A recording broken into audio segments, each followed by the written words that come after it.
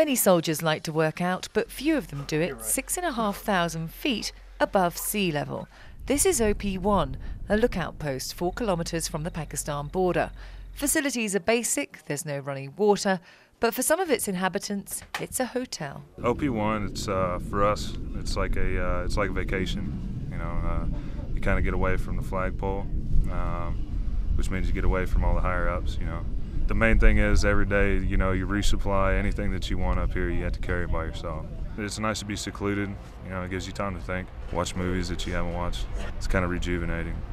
Those who own the high ground tend to dominate. OP1 has taken fire just once since 172nd arrived in July. If you were the enemy and you had this large thing overlooking, you know, in every direction, you would have to be a little bit crazy to try and attack it. So they tend to not try and do a direct attack on us here. They'll use indirect fires.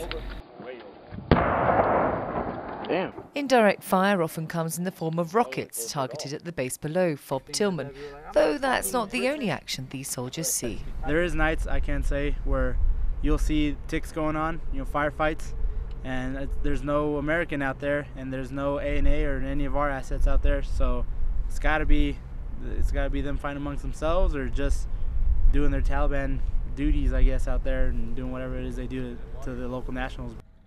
The highlight of the week is when a C-17 aircraft does a flyover to resupply the troops with goods such as food and water. That's a pretty good drop, really. Not all of these soldiers join the army as infantrymen.